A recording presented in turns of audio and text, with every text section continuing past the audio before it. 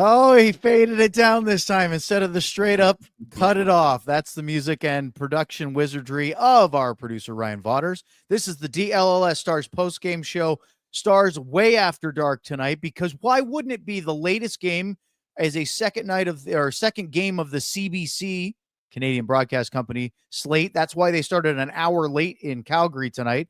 And of course, overtime, a shootout, couple injuries, a review, blood on the ice a couple different times, and that's why it's 1:11 a.m. where Luds is, and we're starting our post-game show. Alongside Craig Ludwig and Sam Nestler, I'm Owen Newkirk. Let's talk about Luds' favorite T-shirts, the Face-Off Collection. I loved his description in our pregame show. He said one of them's black with stars on it. The other one's green with a star on it. Wow, I'm speechless. But seriously, they are great Dallas hockey shirts that are available now, alldls.com. Check them out. Become a diehard. You can get one for free for your first year of your annual subscription. And we might even have a special deal coming up next week if you want to get in on some DLLS merch. Alldls.com is the site. Guys, I don't know if you happen to check out the chat, which you can do through StreamYard, not just have to go to YouTube. There are a lot of comments already. Oh boy. And you have to think that it's going to start with Mikko Rantanen tonight. Stars lose this one in a shootout. They rally from 2-0 down, which is sort of their identity this year, which is spot the other team a couple of goals, find a way to get back to it. I thought they were going to win, but here we go. Mikko Rantanen ejected for boarding, a major and a game misconduct for the second time in the last 3 games. Fellas, this one feels different than the one against Alexander Romanov and the New York Islanders on, what was that, Tuesday night? Yeah. So tonight, with Yoshi in the background, that's just going to be creepy Sam all night. Thank you for that. This one feels like there might be supplementary discipline, which wasn't the case after the game on Tuesday. Yeah. The Moose... The Moose was out of control. The Moose wasn't loose. He's going to be getting a phone call, in my opinion, on this one, and I'm not sure how he defends whatever he's going to say. It'll be interesting to, we'll be able to get that recording at some point. We'll be able to listen to what he's got to say. I don't think there's any, and we're taking a look at it here, and I mean, you can clearly see the numbers. Number one, he kind of bends down a little bit, like how you kind of want to get down and drive through someone. Now, he did not go in with full force. I mean, I will say that. So it's not like he was picking up speed, but regardless of he's got a lot of inertia there, Luds, with that frame. That's what I mean. Regardless of whatever the speed limit was, if he was a mile or two under, I think the damage, and again, he was leaking pretty good. So I don't know. I'm thinking because again, on the heels of what happened, on the last one and everything else like that, it won't surprise me if he gets a couple of games. It's good news that Coronato was able to return, right? There was an injury, but he did return to the game. So that was good to see that there wasn't a longer, more serious injury on it. He is, of course, a huge part of the Calgary offense, especially their power play. He's really, really dangerous. And the only thing I saw, like, I'm not defending this. It's clear boarding. He deserves the penalties he got. I heard Razor say on the broadcast, and I verified it. He is now the NHL's penalty minute leader, which is not what you would expect. He just passed Tom Wilson tonight because of the 22 minutes he picked up in this game.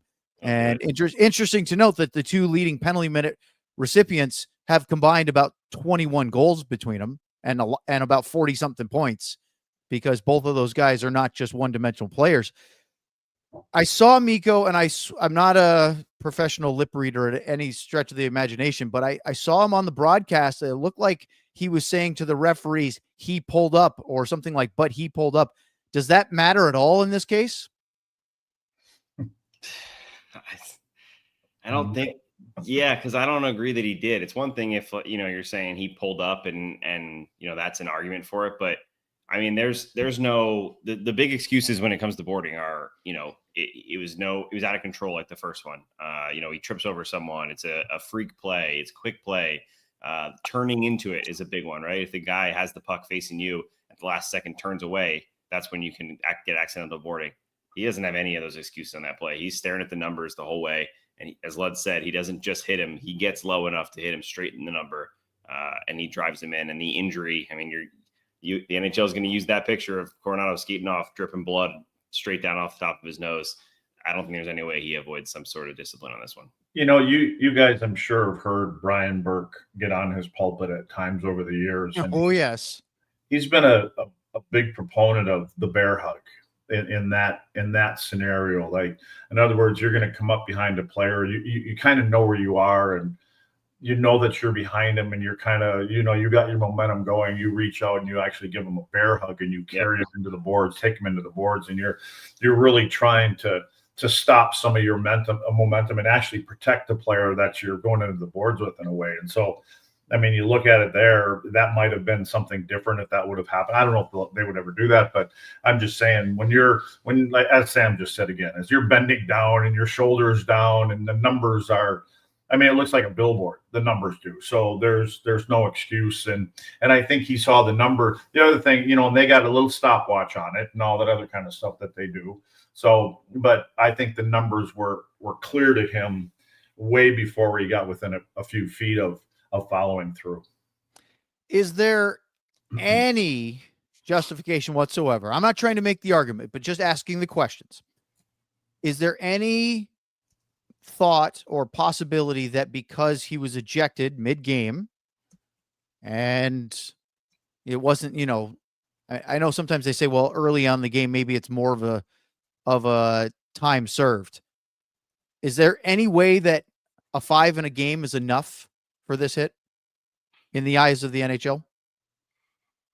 No, not in my opinion. Again, if you're gonna use that part of it, you're probably going to use also what happened in the previous game against the Islanders. I think you're kind of. I mean, the guy has not made a good reputation, right? As much as the first one was, no one disagreed, or no one on our show disagrees that was a freak play and everything that went into it. But he's got the way it looks on paper is he has 2 boarding majors game misconducts in 3 games, and in between those, he got a $2,000 fine for multiple embellishments. The guy is not in a good spot with the boss, Gary Bettman, and I don't think there's any way that he avoids something on this one. The irony is he was just fined $2,000 for his second offense for diving / embellishment, which was the play. What was the date? Was it November 11th, I think? 11th, yeah. It was against the Ottawa Senators where he skated across the Ottawa goalie, and was it Allmark, right? Yeah, it was Allmark. Well, Allmark had his arm up, his glove, trying to give a little sort of, make himself extra big. The goalies do that a lot to try to sort of not obstruct forecheckers, but just, get, and Rantanen grabbed his arm and then kind of almost did like a hip drop on his arm, just grabbed it and brought him down, maybe looking for a call, didn't get it. Well, that was the second one because apparently he picked one up against the Canucks back in October. That would have been his warning. And I think he's had multiple since, to be honest with you. Well, not that we are aware of publicly, but No. We do know that he was fined $2,000, which is the amount for that second offense. He's not the first player in the league this year to be fined for diving. We did the math. The percentage of his daily salary, let alone his annual salary, is laughable. It's about Luds. It's like us getting fined about 25 cents for doing something. I don't know if it's much of a deterrent, but it's part of the rules. And here's the other thing I'll bring up. He's never been suspended in his 11-year NHL career. And if Hockey Fights, the website, is correct, hockeyfights.com, that was his first career NHL fighting major, as he was jumped by Jonathan Huberdeau. He'd never dropped the gloves, at least as far as I'm aware of, until tonight. It barely dropped him tonight, too. He was turtling, just trying to get away from that. I'm a little, Luds, are you surprised at all that he did that? I know he's not a fighter, but I don't think Huberdeau's a big fighter either. And to are you talking about Huberdeau now? Yeah, no, I'm saying, are you surprised that all the Rantanen kind of turtled himself a little bit and just tried to get away, or is it just so much going on and he's not really expecting to get jumped like that? That's just a weird play to me to not try to stand up for yourself, even though you're kind of the player standing up for himself. I think first thing is as soon as he, painted somebody to the boards, you have to expect that. I mean, you have to expect somebody's coming. And I think he's fortunate that it was Huberdeau, to be honest with you. It could have been, like Klapka, or is it Klapka? I mean, Klapka's the big check forward. Yes. Yeah, that's what I mean. It's a good thing it was Huberdeau instead of him. So coming at him to be on the ice. So I just, again, I don't think he's been in this situation a lot where he's, been involved in fighting. So he's probably going, hey, what did I do wrong? Maybe he doesn't realize what he did wrong. Maybe he's just a big moose and doesn't know his own strength. But like when your puppy gets too big and he just destroys everything in your house. Hey, Sam, I just pulled it up again and watched it. I'm not trying to argue that he doesn't deserve a suspension or that it wasn't a really bad hit, but I will argue your use of the term turtling, because I've seen guys turtle.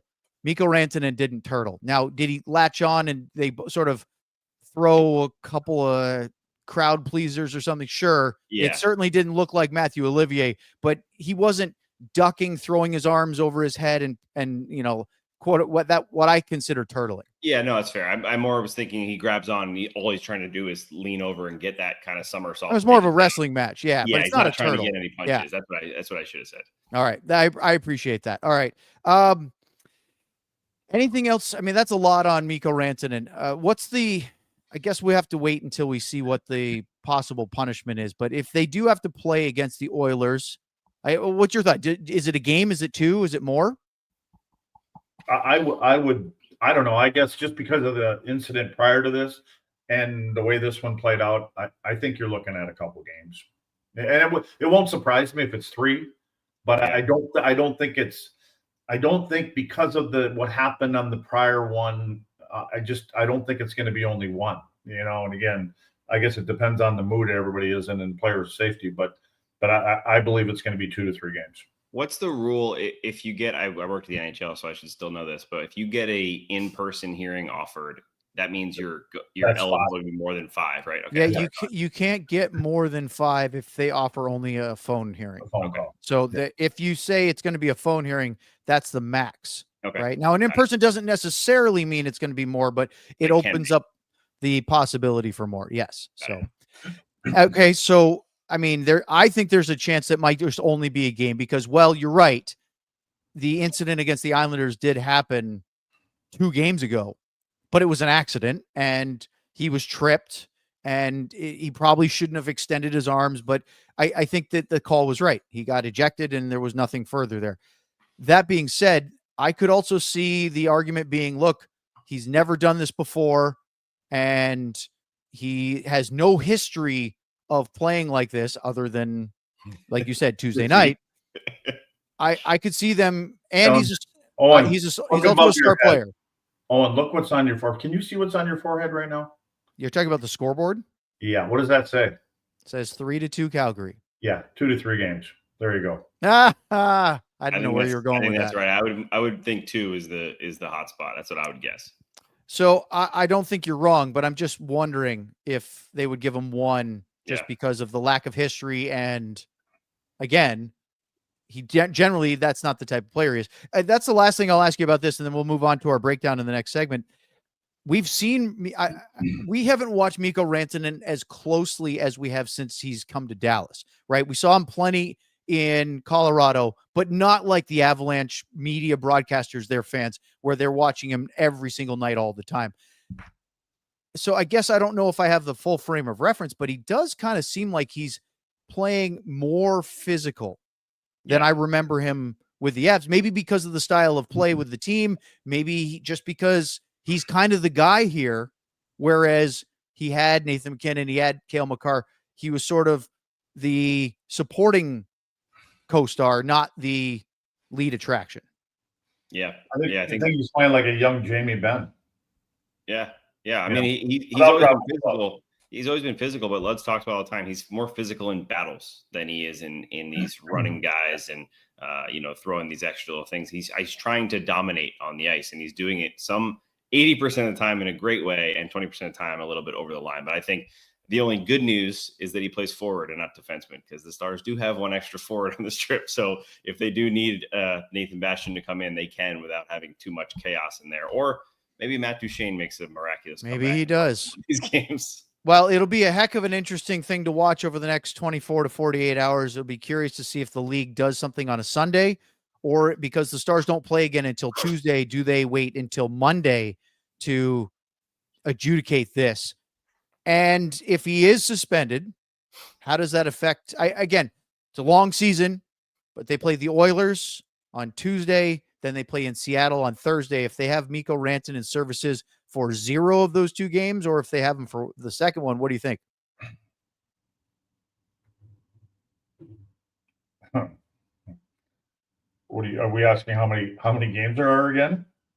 No.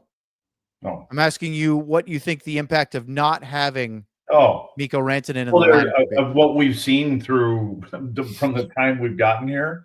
I think it's a big impact. I mean, I look at just look at what he does, everything that he does as far as creating space for himself, creating space for other people, the passing that he just seems to.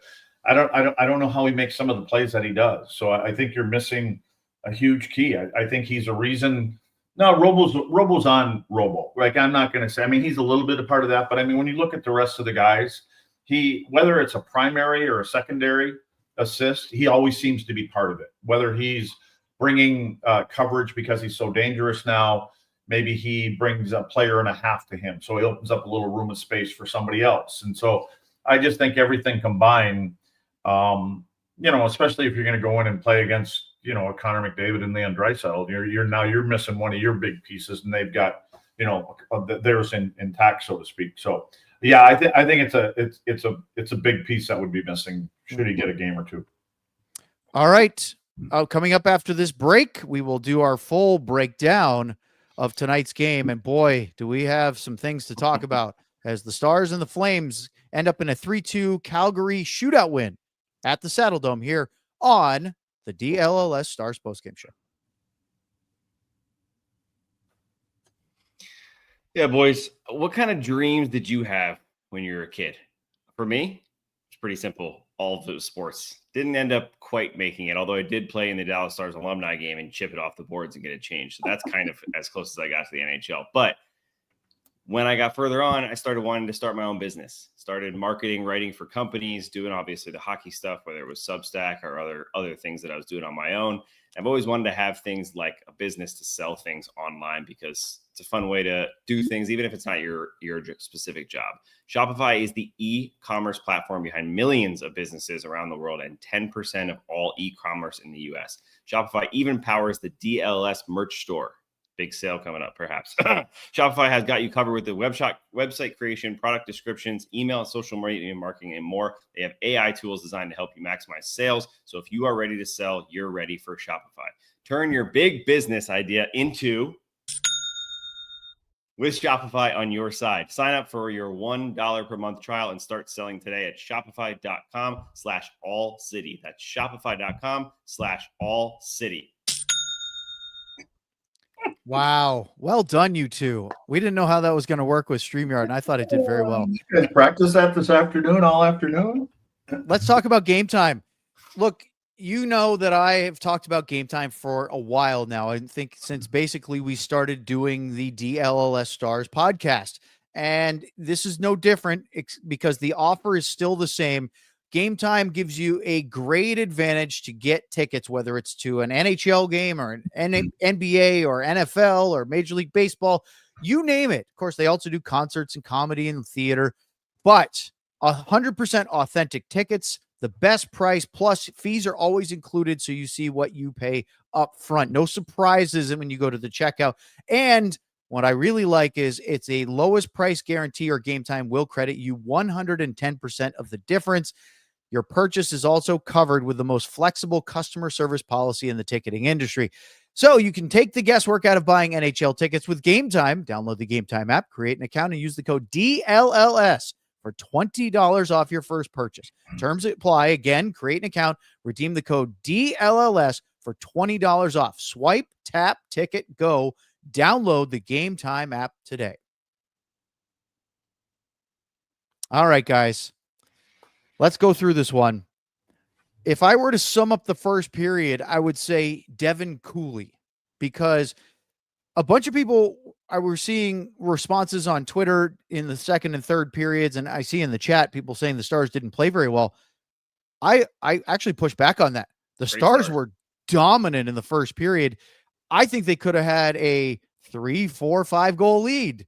That's how many unbelievable grade A chances they had, and Devin Cooley stood on his head tonight. I mean, he's never played against the Dallas Stars. They're going to remember Devin Cooley for a while after that one. Yeah, talked about him before the game. He just, no matter how well his team's playing, he has stepped up this year, and his save percentage tonight, I think, was somewhere 933, something like that at the end of the night. But his start was similar to what Casey or Jake a few games ago, when the Stars were just flailing around on their own end and Jake held them in, and then they got their game going. That's exactly what happened tonight. I think they had the first 6 or 7 shots, chances in tight, as Owen knows, high danger all over the place. But they really were. They were backdoor passes, deflections in tight, rebounds in tight, Rantanen driving all alone in front. And he not only made the saves, but he looked so calm. And that's when you know you're in trouble. When the goalie is making the save and he looks like he's already there by the time he's making it, punching it perfectly into the corner. He set a tone for that and allowed them to kind of get their legs a little bit. I think you're gonna see this from a lot of goaltenders with Dallas coming into town, or if they're coming to Dallas, because they're, the word is out, that they've got the ability to put up some points on the board, and they've got an elite group of guys that can make plays in tight. I mean, I just look at Hintz's goal. I mean, how he gets it off his stick. So I just think that goaltenders, and they should be, I mean, that's just part of what you do. But I think when you've got a team, when you look at what this thing it looks like for the Stars, I think they're going to have their A game ready. And I think they start thinking about it in the morning skate, and they're preparing themselves for some high quality chances against them. The crazy thing for me was, usually you'll see a smattering of chances and maybe a handful of high dangers per period. This was ridiculous, because right from the get-go, every chance was a grade A. Rantanen goes right to the net. Cooley makes the save. They get a power play. We had Johnston, Robertson, Rantanen, Johnston, Robertson again, all with really, really good looks. And with the exception of the Rantanen shot that hit the post, Cooley made a handful of saves before the Flames ever had an opportunity to test Casey DeSmith. And the first one they did was a point-blank chance for Matt Coronato on their first power play. Then Steele had a shorthanded breakaway. I think the first 8 scoring chances were all 10 bells. It was crazy. But then eventually Coronato on their second power play puts it home. And Luds, I know you wanted to talk perhaps a little bit about defensive zone coverage and structure on the penalty kill on that goal, as Calgary made it 1-0. Well, speaking of home, we call the home plate area in front of the goaltender. You want to be in the house. You want to be in your own house. Nobody was home. I mean, again, a couple still shots here. There's just so much white ice in front of the goaltender, and I don't understand it. Like, Miro's chasing back, and Essa's covering the far post in case it goes off the post. And there's just nobody in that dangerous area. We've seen it. I mean, just look at this. And so they're really concerned about the back door, it seems like. And but sometimes our forward isn't in in that spot to be able to help take the back door away. But to me, the dangerous area is right in front of your goaltender. And I just find that they're getting there too easy. I mean, when Coronato wants to pull this move off here, when he can spin back, pull it from his backhand onto his forehand, and you can see from the first picture where Essa was, he doesn't really move much by the time this puck goes in the net. He's still standing on the other side, on the other post, and he doesn't even get close to getting stick on puck here. So I just don't know. they're obviously got something in mind that they're trying to do, because we see this quite a bit. Luds, Ryan, can you go back a couple things if that's possible? I think when the puck's, maybe one more, when the puck's in the corner, a little more. Yeah, so right here, Luds, I may be very wrong on this, but to me on that replay that after watching it back a couple times, it looks like Wyatt Johnston goes way, way out and chases to that far blue line where those officials are standing right back there. It didn't look like a bobbled puck. Didn't look like his back was to the play. Like there was any kind of, key moment for him to jump him and try to make a play. He just kind of chases him up there. And all of a sudden he makes one little pass to, I think, Huberdeau.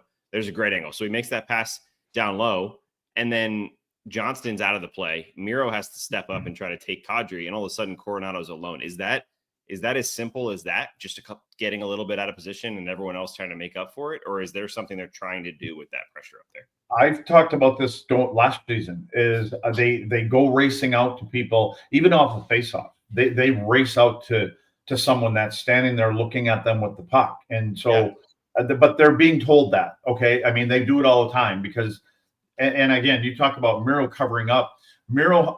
You don't have to go out there to cover up. All you have to do is take a step to your right, and then you're in a shooting lane. And when you're in a shooting lane, especially on the power play, those forwards will pause a second. They're not going to drill it into your shin pads. They're going to try to make another play.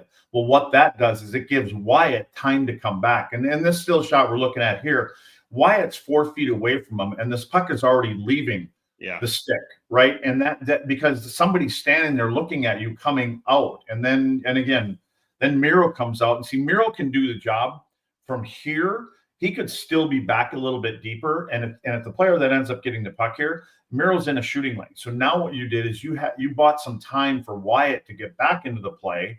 And then again, like I say, for the offside forward, we start to back away from the middle of the ice. So and right there, that's a perfect example where he was. If you go back one frame, go backwards, Ryan. Yeah, see, he's actually closer to where you're supposed to be. Not quite where you're supposed to be, but now as they're getting closer to the net, our forward on the offside backs out of that area. And so now it just opens up, a little more room, and you got good players with good hands, a little time and space, and it turns into this.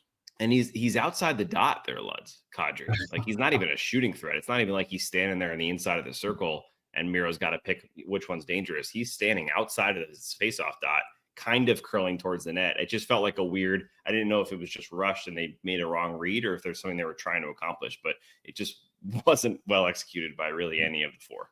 Well, and there's other examples, and it not necessarily all on the power play. There's some that are 5-on-5 that, again, that area is open again and again. And, we've talked a lot about Gully's system and things like that. And so, but on the penalty kill, it's just more confusing to me when you're short a guy and you're trying to take away the most dangerous area of the ice and try to help your goaltender in there. It's basically saying Esa's going to take the one-timer over here, and Casey, you're going to take the point-blank shot. Yeah. And I guess that's what it seems like they're writing down on paper. I'm not sure. The first period belonged to Devin Cooley. Obviously, Matt Coronato scored that goal. Stars had some great chances at the end of the period, including Sam Steele, who toe dragged into the middle and took a shot on a 2-on-1. Robo had a catch and shoot. Cooley was great. I had high dangers at 11-3 Stars in the first period. I don't remember the last time I saw double-digit high dangers in one period for either Stars or their opponent. I mean, that's just an absurd amount of high-quality chances, and Cooley was stunning. For all that, though, guys, I go to the second period, and it was Casey DeSmith who turned and answered Cooley right back with, I think I had 6 high dangers for Calgary in the second, and he stopped them all. Yeah, just returning the favor. And I guess they felt like Casey was cooling off down at the other end of the rink, so they got to warm him back up again because it was open season down there. Boy, and didn't it flip, Luds, the difference between the first and second? It felt like the second period, Calgary, I don't know if they were buoyed by their goalie in the first, but Calgary just seemed like they were playing downhill hockey after that. Yeah, I mean, again, they got on the hunt, and and I guess that they're coming off their last game. I think there was some positive energy, and they didn't come out the way that they wanted to, and they probably had a little chat whether it's on the bench in between periods, whatever. But they had a different gear, and Dallas couldn't answer it in the beginning. Well, and then, of course, the end of the period, you had the Rantanen boarding on Coronato. We just spent the entire first segment on it. That's where we're at. We'll get to the third period overtime and the shootout next here on the DLS Stars postgame show. Speaking of dreams, Sam, if you ever wanted to be a Major League Baseball player, see your name on the back of your jersey, share the dugout with all-time greats, we have good news. The Texas Rangers Fantasy Camp presented by National Car Rental is your opportunity to live out those dreams. Taking place January 7th through the 11th at the Rangers Spring Training Facility in Surprise, Arizona, Rangers Fantasy Camp is the dream experience for any diehard Rangers fan. For 5 unforgettable days, campers will be treated like a big leaguer. There's custom Rangers uniform, professional grade equipment, access to full clubhouse amenities. You got to get a good look at the toilets. They're awesome. Post-game happy hours, the whole 9 yards. Here's the best part. You'll enjoy hands-on guidance from some of the best players to ever have put on the Rangers jersey, including Hall of Famer Ivan Pudge Rodriguez and Fergie Jenkins, which more alumni announcements on the way. And I haven't heard any announcement. I'm sure they're out there, though. This is a once-in-a-lifetime opportunity you won't want to whiz. You can whiz in those new bathrooms. Those are the It's a good spot to whiz. Spots are limited and going fast. Secure yours today at rangers.com/fantasycamp. That's rangers.com/fantasycamp. And don't forget about the urinals. Wow. I've never heard a Ranger Fantasy Camp read just quite like that. Let's talk about prize picks. So, guys, you remember I was telling you a bit about prize picks the other night. Well, I decided before the game this evening, go ahead and make another prize picks lineup. This time I did a 5-pick flex play. I picked Casey DeSmith, less than 2.5 goals allowed. I got that one right. He gave up 2. I got one wrong of my 5. I went with Devin Cooley, more than 2.5 goals allowed. He gave up 2. They almost scored a third. We'll get to that. So I was wrong on that one. But then I got Alexander Petrovic, less than 1.5 block shots. He blocked 1 in the game. I picked Wyatt Johnston, more than 1.5 shots on goal. He had 7 shots on goal tonight. How about that? Answering my pregame questions. And then I went with Miro, more than 26.25 minutes of time on ice. He had 32.24. Well, it turns out because it's a flex play, I was able to be a winner. So a $20 bet on that one, I won $30 thanks to Prize Picks. So download the Prize Picks app today. Use the code DLLS to get $50 in lineups after you play your first $5 lineup. That's code DLLS to get $50 in lineups after you play your first $5 lineup. Prize Picks. It's good to be right. All right, guys, let's talk about the third period. So you have the Rantanen ejection. Huberdeau gets the instigator. There's 4-on-4 hockey, weirdly enough, to start. And then after the minor for instigating goes away, then the Flames get a power play. Well, 4-on-4 hockey was just like in overtime, felt like a time waster. Because the very first shot attempt in the third period went in the net. And that was Rasmus Andersson with a massive Joel Farabee screen in front. It was a long way away. I was surprised it went in, but I don't know how much Casey saw of that shot. You're surprised it went in. He doesn't see anything. There's 4 bodies in front of him. And there's a couple white jerseys in front of him. Here we go again. Yeah. So, they look at this lineup. They gave that goal to Farabee as well, by the way. Yeah. Did they change it? Yeah. Oh, how about that? I didn't think he got a touch on that. Yeah, he did. Well, look at him. Did it his leg? Because it looked like he picked his foot up. Well, it hit him. He's talking to Casey here the whole time. So, but again, I look at what we're doing here in front of Casey, and all we're really doing is we're just putting more distractions in front of him, and then you'll get a better look from the back. But again, see, my opinion is in Miro, you can see Miro's got a stick up in the air here. So he's not moving anybody one way or another. S is not in the picture. Nobody's moving anybody. They just come in there and they set up. So, yeah, this is the one here. So they're really doing nothing. And, in my opinion, you got to do a better job. I think that's Oscar Beck. You got to find that shooting lane a little bit better. If you're that high forward, you got to get in that lane. But at the end of the day, I just prefer you try to do something to move people in front of your goaltender. And again, what did you say Miro had tonight? 32 minutes? 32 minutes. Yep. Okay, so I'm guessing he had between 6 and 7, maybe 8 minutes on the penalty kill. 6:29. I didn't look at it, and I'm sure Essa had the same, if not a little bit more. So Miro had 6:29 and Essa had 4:37. Yeah, well, wow, Essa that's was rare. gone for a little. Essa was gone. Oh, that was because of the injury, right? But I mean, for what? Again, I'm not picking on Miro. I'd say Essa the same thing. I think that you could save a few minutes, save some miles on Miro, especially. Petro can do that, or Bischel can do that, and they're probably going to be a little bit more physical on the guys that are standing in front, and it's not laying down a red carpet to come in there and set up in front of your goaltender. So 2-0 because of the Joel Farabee goal. Thank you, Sam, for correcting that.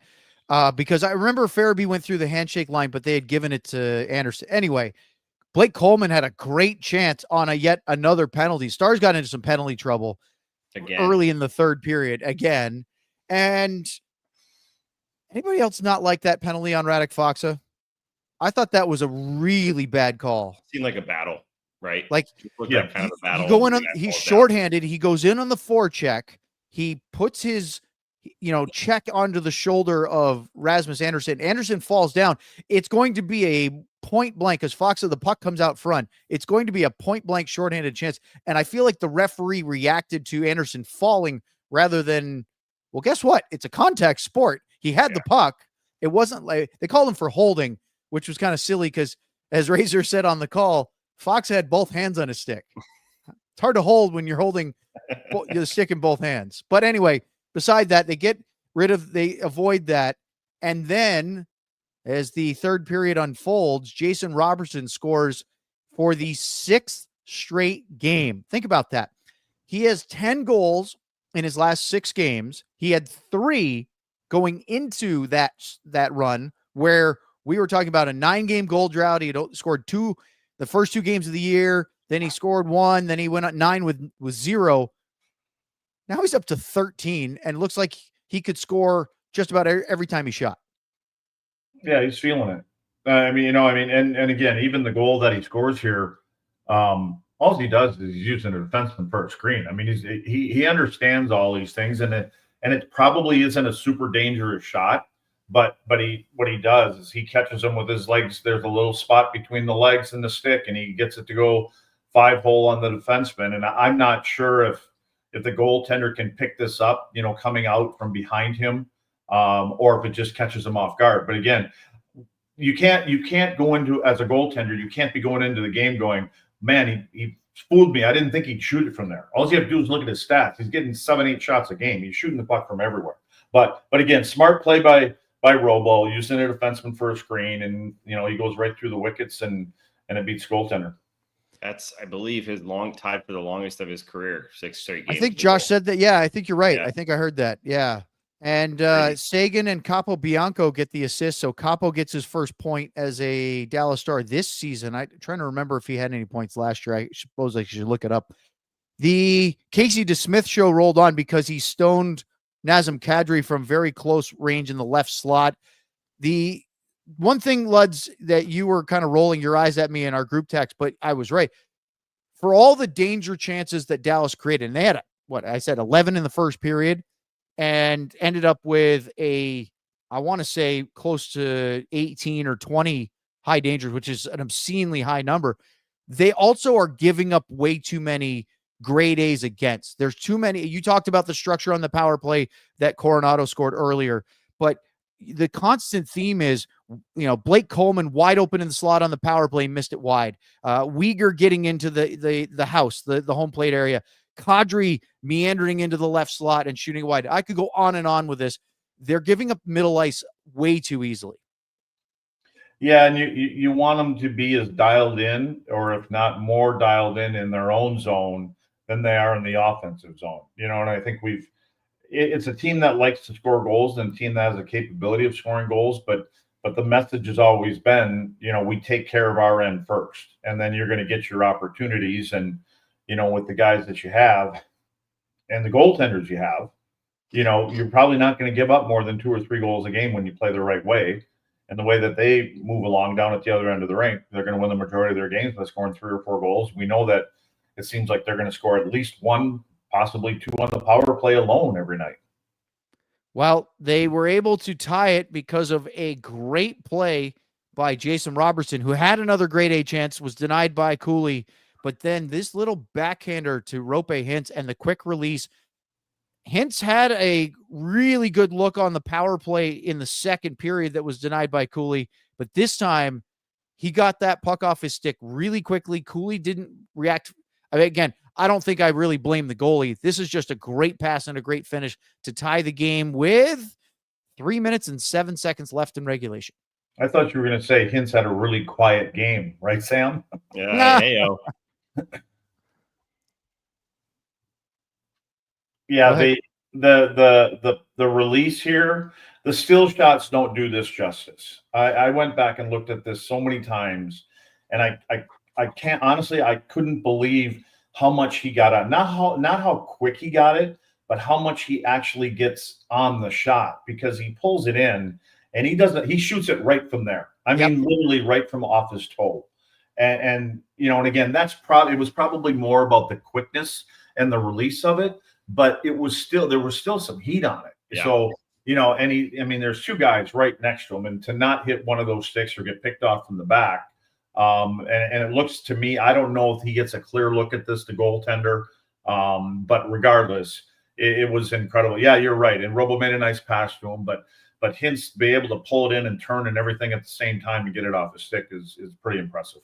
Yeah, and Robo just took over that shift, right? I think he had it up and down the wall 2 or 3 times, fend off a defender, turn back, fend off another defender. And for anyone who didn't play the game, as Luds pointed out, the puck where it was on Rope, he gets a little bit of his hips around, right? But shooting from that spot, it is very hard to get anything on that shot. And he just gets enough of a pivot in his hips to elevate it. And as you said, it's not like he just surprises him with a quick, release. He puts some power on it. I mean, that is crazy to put that from that distance over the glove and beat it, or over the blocker, and he beat an NHL goalie. So it was an elite shot right after I complained about him not being great in the game. So I was complaining about the call that they made on Radek Faksa for holding early in the third period. Well, then with under 3 minutes to go and the game tied, Mackenzie Weegar put the puck over the glass. It's an automatic delay of game penalty. It's really not subjective at all. It's very cut and dry. Then on the power play, John Beecher, who was just acquired via waivers from the Boston Bruins and played in Buffalo the other night, then plays his first Calgary home game, gets called for tripping. It's a clear can opener as he gets the stick in between the legs of Rope Hintz. They get a 5-on-3. And before they even had that, Oscar Beck had a point-blank chance denied by Cooley. And then on the power play, Hintz missed the net from a really good look. And on the 5-on-3, Wyatt Johnston had a great look, but it was stopped by Cooley.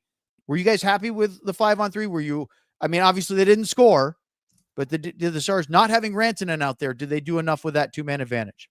I didn't like the end of it because didn't they come back and they had just I don't know what it was, 20, 30 seconds, 15 seconds or something like that. To start the overtime, I think 4-on-3. And they moved it around. Yep. All you're doing is you're killing your own 5-on-3. You had whatever it was, 10, 12, 13 seconds or something like that.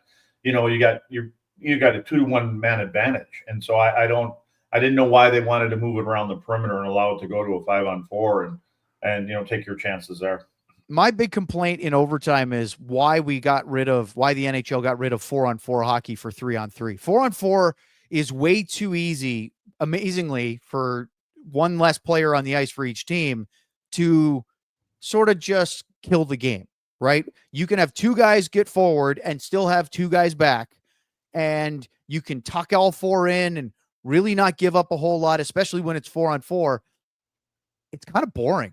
And it's really easy to play to not lose when you're at 4-on-4. There was one play, guys, about middle of the overtime. The reason why I'm bringing this all up is because once the power play expired and Beecher came back on the ice, there wasn't a whistle to reestablish 3-on-3 hockey. They played the entire overtime 5 minutes minus that brief power play time that Luds referred to at 4-on-4. There was one time where Casey covered the puck and then tried to play it. I don't know why he did. It looked like his guys needed a breather anyway. That would have set up 3-on-3. Instead, we really didn't get much of anything except two things.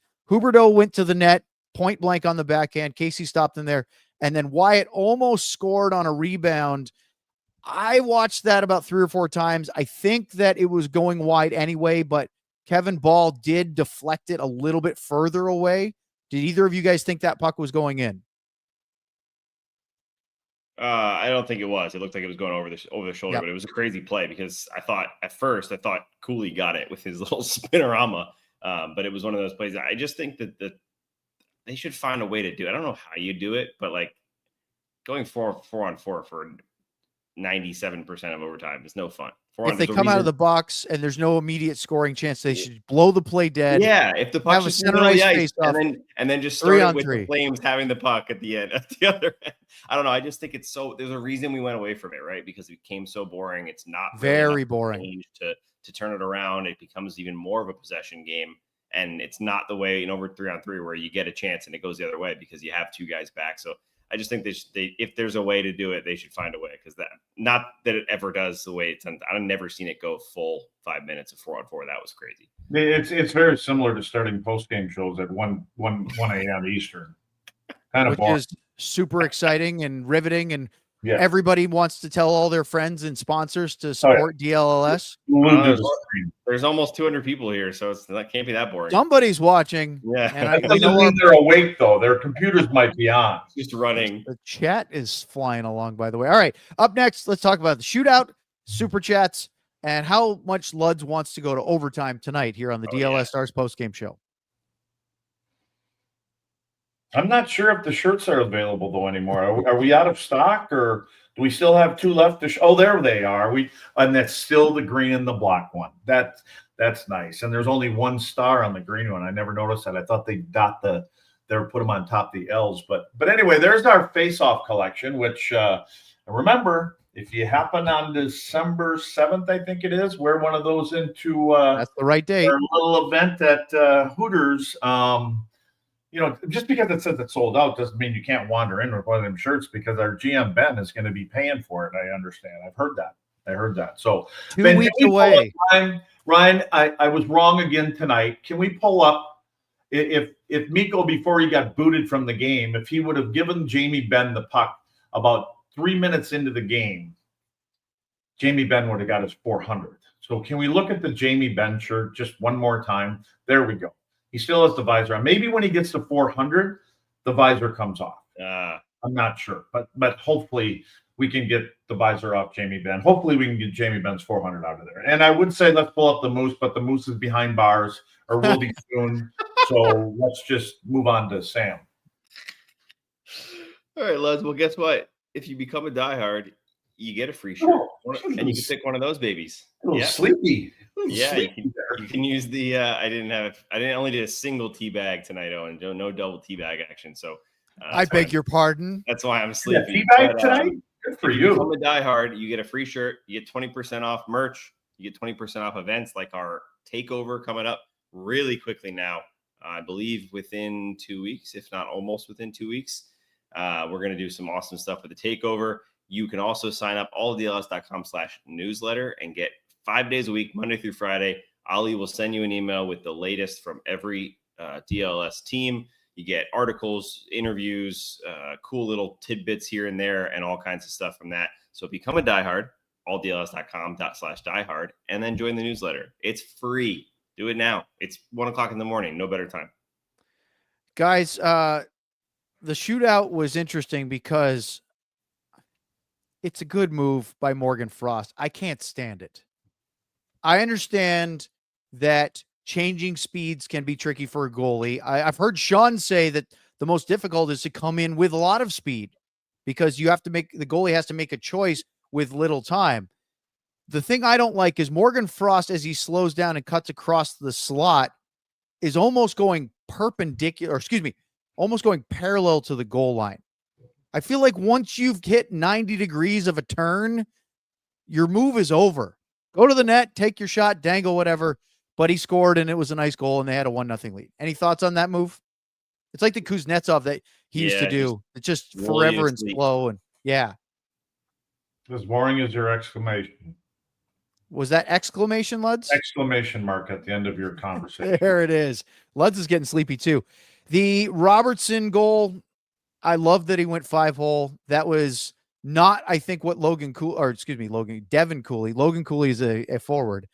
I didn't think he was expecting that. We see Robo go upstairs a lot, but the ability to snap that one low on the ice is, I don't know how goalies stop him. He's automatic. He's got so many moves, right? That's the hard part about him is he comes in that angle and all you're thinking is keep the glove up. And then you have no idea he's going 5-hole, or worst case scenario, his third move, he brings to the backhand or something else. So it's just the way he does it. The fact that he is perfect with each move, that's the problem. If you take one away, he's going to score on the other option. And that it's just becoming, as you said, he could be the best shootout scorer like ever at the end of this career. I think Zegras has like the best percentage over a certain amount of attempts so far, but I mean, he is just every single time. And there's a good chance at the end of his career that he's up top of that list.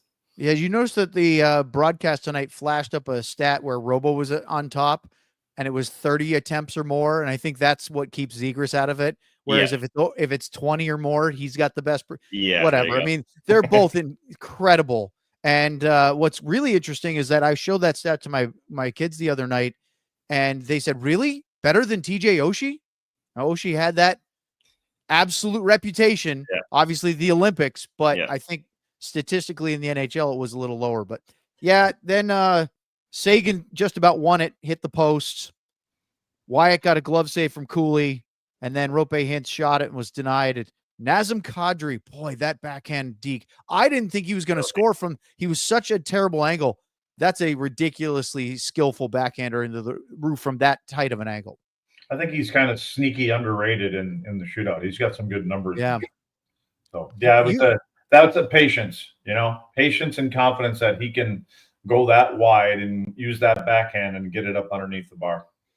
Luds, you keep bringing his name up as a possible trade target at some point. Well, I don't bring it up that much, but I mean, there's a couple guys on that team. I think if they keep going, well, not the way they're going right now, but there's a couple guys that, could be changing area codes and zip codes and everything. Now, we have a couple super chats we'll get to, but before we do, remember the clip I played in the pregame? Gully said, watch out, this Flames team plays hard. I think they lived up to the billing. They're 3-1-1 in their last 5 after that dreadful start. Are they starting to turn it around, or do they just not have enough horses to put a prolonged streak like this together? I don't think they have enough. Yeah, they just don't have depth, right? Yeah, if their big guys aren't scoring, their power play. Guys, or their power play. 18% of their power play goals in their season came tonight.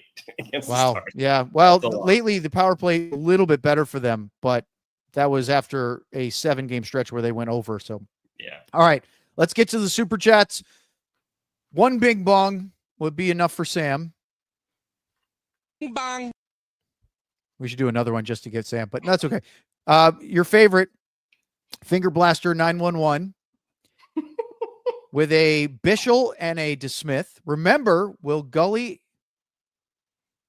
I think he means win. Remember when Gully asked every player to give an extra 1%? Well, Mikko gave 101%, still my captain. Yes. By the way, Sports Guy T.O. gifted 5 1-month super chat subscriptions to people, which was very generous. And he said 5 super chats tonight for Mikko. Probably for the 5 he actually got a game misconduct too. So if you want to do the rest of the 5 and a 10 period and then the 25 minutes of overtime. Well, he got 22 minutes in penalties because he had a minor, he had the fighting major, he had the boarding major, and he had the 10-minute game misconduct, which is it's a lot. All right, we have one more super chat for you, and that belongs to Harry, who does not need those stinking badges. That's his bit. With a Hatcher and Year After the Cup. Oh, T.O. just put another 10 super chats out there. There it is. So that's all you get. That's all you get tonight. But boy, well, he said for Mikko, and he gave the 5 in the game. So that's fantastic. Harry said Mikko took Mason's place. Dives, bad penalties. LOL. You can't argue with it. Yeah, it's tough to argue, man. I mean, I saw that Mason Marchment got the Mason Marchment hat trick tonight, though. He scored his first with the Kraken, falling down while celebrating his goal, and then got an embellishment penalty. did he really? I didn't see that part. Luds, did you see the celebration, the toe pick by Marchment tonight? I'll send you the clip. Awesome. He scores. He puck jacks on the back check in the high slot. Great defensive play. Wheels around, shoots and scores. Does his big, arms wide bird celebration, and then toe picks and blows a tire and goes down. And there's nothing more Mason Marchment than that entire sequence. Yeah. And it's interesting. I heard Sean was telling me, because Seattle was in town in Detroit earlier this week, and said that they haven't been really happy with the play of Mason Marchment. I think the best game he had was against the Dallas Stars. And I know it's difficult. He's moved before, but I think sometimes it's hard when you change teams like that. Yeah. Luds, were you traded? Yeah. Where? To New York. To New York. Okay. I thought it was once. I just couldn't remember what it was. Yeah, I got a cup of coffee there on my way to Minnesota. That's when Montreal and Minnesota couldn't come to terms. Well, I got a phone call from maybe the GM or somebody else like that, and said, "Hey, would you just wondering if you're interested in coming to Minnesota?" And I said, "This one I was in Montreal." He said, "Yep." And so, anyways, he goes, "Okay." Well, then I got a call. I don't know, a month or two later, and he said, "Hey, just want to let you know they wanted too much for you." He said, "You can come next year." So didn't want to give up the assets. Yeah, no. All right, guys. So we have our schedule for the week because of the holiday week next week and 4 games.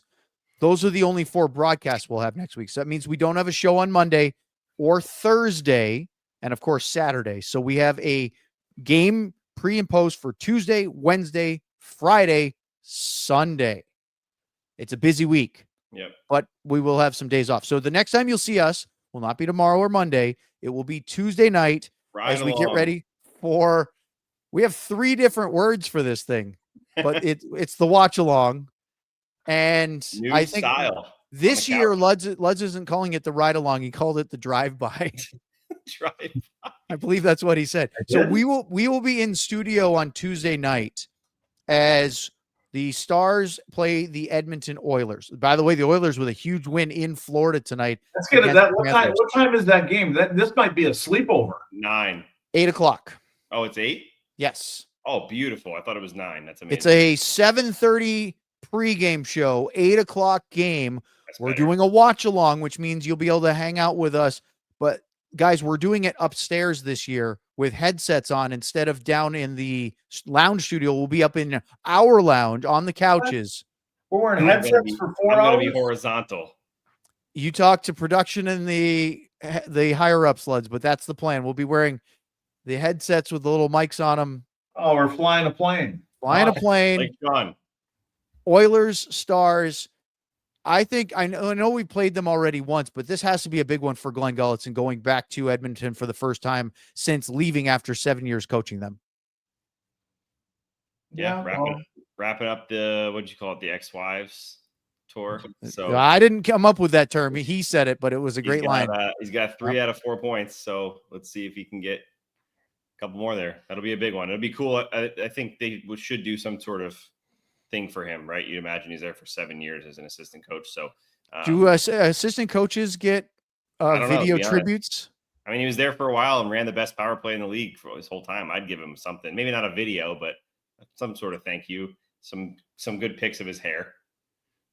He'll get some kind of tribute on the video on the screen. Oh yeah, for sure. Yeah. So we will be in studio for that on Tuesday night. We will be on StreamYard like we are tonight on Wednesday night, going to Seattle, Stars against Mason Marchment and the Kraken. And then after Thanksgiving, we have home against the Utah Mammoth. First time the Mammoth will come to Dallas this year. And then Sunday, the Ottawa Senators are in town. We'll see which game Mikko Rantanen is allowed to play in. That'll be a big one. We thank you very much for joining us tonight. Stars get a point, rallying but losing a shootout 3-2 to the Calgary Flames. For Craig Ludwig, a very surly Sam Nestler, our producer Ryan Vaughters, I'm Owen Newkirk. Make sure you don't burn Yoshi, Sam. We'll see you on Tuesday. Have a great rest of your weekend. We all silly like the